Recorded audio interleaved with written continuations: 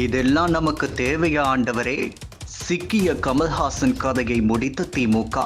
திமுக கூட்டணியில் இருக்கும் கட்சிகள் எல்லாம் தேர்தல் நெருங்கக்கூடிய இந்த நேரத்தில் மட்டும் சீட் வேண்டும் என்பதற்காக மரியாதை இல்லாத இடத்தில் இருக்க முடியாது என்ற குரல் எல்லாம் எழுப்பி வருகின்றன.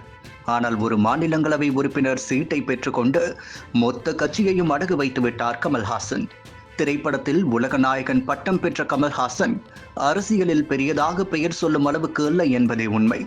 திரைப்படத்தில் உச்ச நட்சத்திரமாக இருந்த கமல் வாரிசு அரசியல், ஊழலில்லாத ஆட்சி கொடுப்பதாக கூறி அரசியலுக்குள் நுழைந்தார்.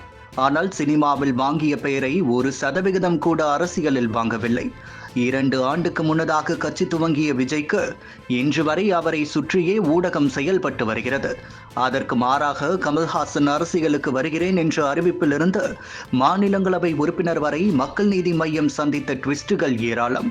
மாற்று அரசியல், மைய அரசியல், பழைய அரசியல் வேண்டாம் என்ற வசனங்களுடன் மக்கள் முன் மேடையில் தோன்றிய கமல்ஹாசனின் பிரதான எதிர்ப்பு திமுகவை நோக்கிதான் இருந்தது.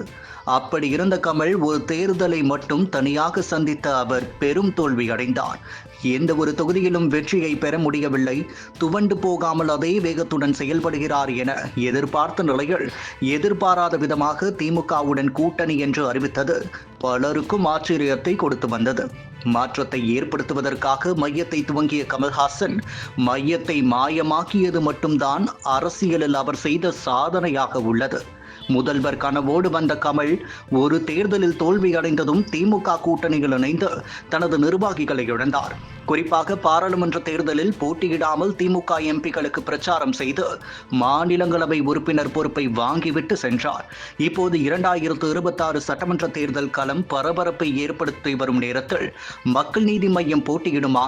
அதற்கான வேலையை கமல்ஹாசன் செயல்பட்டு வருகிறாரா என்பது இது நாள் வரை ஒரு அறிவிப்பும் கொடுக்கவில்லை. இதனால் கொந்தளிக்கும் அவரது உறுப்பினர்கள் எல்லாம் கேள்வியை எழுப்ப துவங்கியுள்ளனர். பாராளுமன்றம் மட்டும் கனவு இல்லை, சட்டமன்றத்துக்கும் போக வேண்டும் என கடந்த வருடம் சொன்ன கமல்ஹாசன் சட்டப்பேரவை தேர்தல் நெருங்கி வரும் நேரத்தில் அமைதியாக இருப்பதனால் எப்படி தேசிய கட்சியான காங்கிரஸ் திமுகவுடன் கூட்டணி வைத்து 10 சீட்டுக்கு பேச்சுவார்த்தை நடந்ததோ அதே போல்தான் கமல்ஹாசனும் ஒரு சீட்டுக்கு ஆசைப்பட்டு மொத்த அரசியல் வாழ்க்கையையும் இழந்துவிட்டதாகவே கூறப்படுகிறது. 2026 தேர்தலில் கமல் மீண்டும் போட்டியிடலாம் அல்லது அவர் கை காட்டும் ஒரு சிலருக்கு சீட்டுகள் கிடைக்கலாம். ஆனால் மக்களவை தேர்தலிலும் சட்டமன்ற தேர்தலிலும் கை காசை செலவழித்து தற்பொழுது அரசியல் எதிர்காலமின்றி தவித்து வருபவர்கள் மையத்தின் பக்கம் நிற்கலாமா அல்லது வழக்கம் போல் திமுக அதிமுகவிலேயே இணைந்து விடலாமா என யோசித்து வருவதாக சொல்கின்றனர் கமல்ஹாசனின் ஆதரவாளர்கள்.